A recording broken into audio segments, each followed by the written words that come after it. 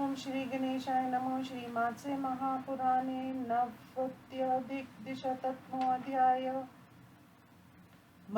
मनुरुवाच कल्पमान्तव्यां प्रोक्तं मन्वन्तरयुगेषु च इदानी कल्पनामानि समासात् कथयाच्युत।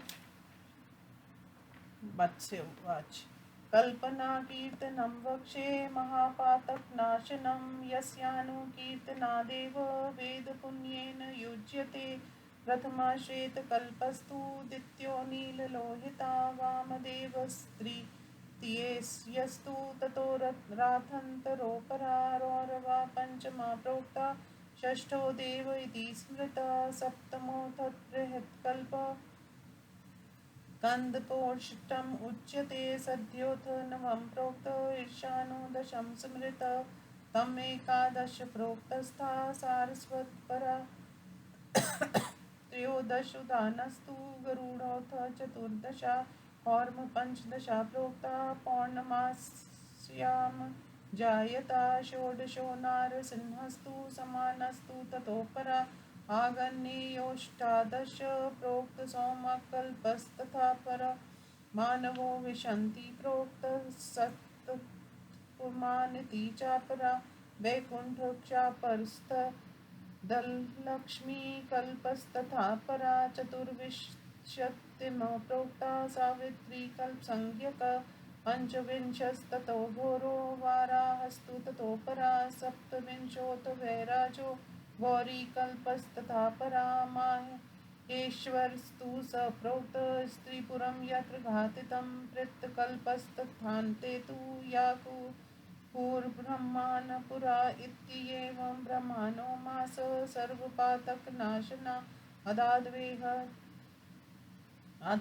आदावेव हि माहात्म्यं यस्मिन्नं यस्य विधीयते तस्य कल्पस्य तन्नाम विहितं ब्रह्मणा पुरा संकीर्णास्तामसाक्षेव राजसा सात्विकास्तथा रजस्तमोमयास्तद्वृते ते त्रिंशदूर्ध्वा हर्ता संकीर्णेषु सरस्वत्या पृतनाव्युष्टिरुच्यते अग्नेशिवस्य माहात्म्यं तामसेषु दिवाकरे राजसेषु च माहात्म्यम् अधिकं ब्रह्माण्ड संवृतं यस्मिन् कल्पे यत् प्रोक्तं पुराणं ब्रह्मणा पुरा तस्य तु माहात्म्यं तत्स्वरूपेण वर्ण्यते सात्विकेशवधिकं तद् विष्णुमर्हाय महात्म्यमुत्तमं तथैव योगसंस्कृता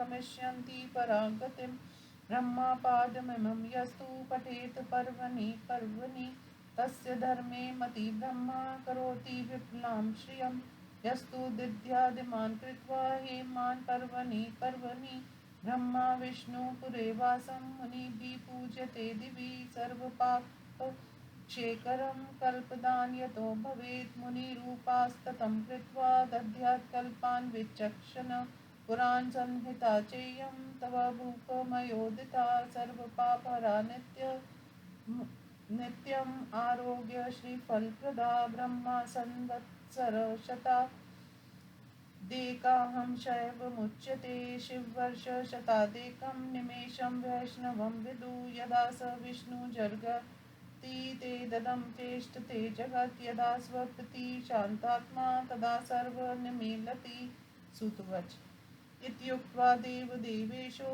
मत्स्यरूपी जनार्दना पश्यन्ता सर्वभूताना तत्रैवान्तरधीयत वैवस्वतो हि भगवान् विसर्जय विविधा प्रजा स्वान्तरं पालयामास मार्तण्डकुलवर्धना यस्य मन्वन्तरं चैद तदुना चानुवर्तते पुण्यं पवित्रमेतत् वकथितं मत्स्यभाषितं पुराण सर्वशास्त्राणा यतेदन्मूर्धनं संस्थितं।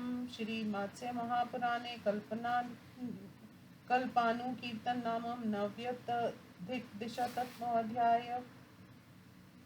मनु ने पूछा, अच्युत, मनवंतर एवं युगों का वर्णन करते समय आपने कल्प का प्रणाम तो बता दिया है, प्रमाण तो बता दिया, आप मुझे सभी 30 कल्पों के नाम संक्षेप से बतलाइए।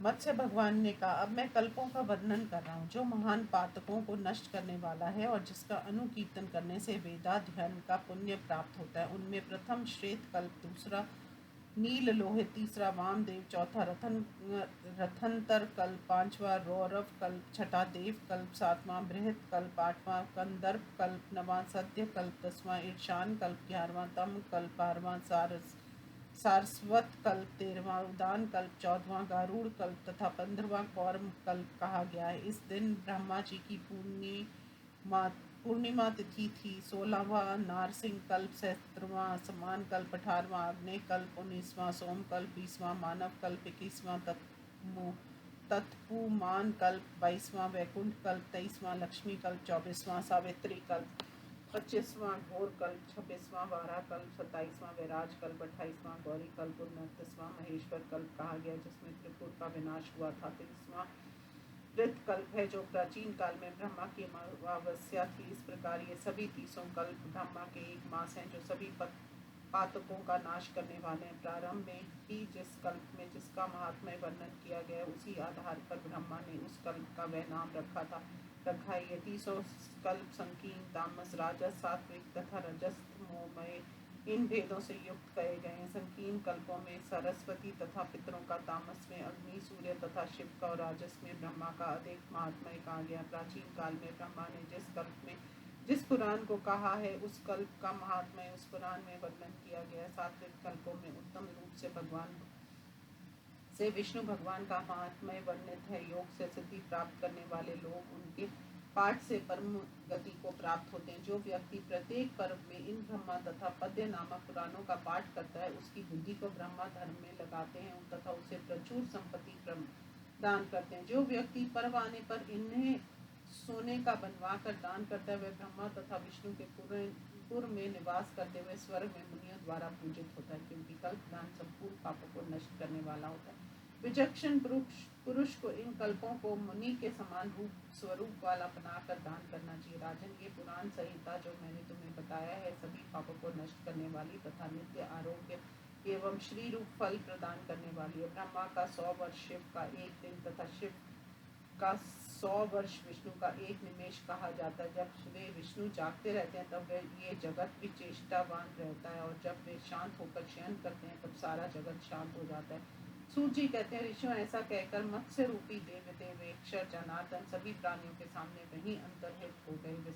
विवस्वान के पुत्र मार्तंड कुलवर्धन भगवान मनु विविध प्रजाओं की सृष्टि कर अपने अवधि तक उनका पालन करते रहे। उन्हीं का ये मनवंतर अभी तक चला आ रहा है। इस प्रकार मैंने आप लोगों से मत्स्य भगवान द्वारा कहे गए पुण्य पवित्र पुराण का वर्णन कर दिया। ये मत्स्य पुराण सभी शास्त्रों में शिरोभूषण रूप से अवस्थित है। इस प्रकार श्री मत्स्य महापुराण में कल्पनम कीर्तन नामक 290वां अध्याय संपूर्ण हुआ। ओम नमः शिवाय।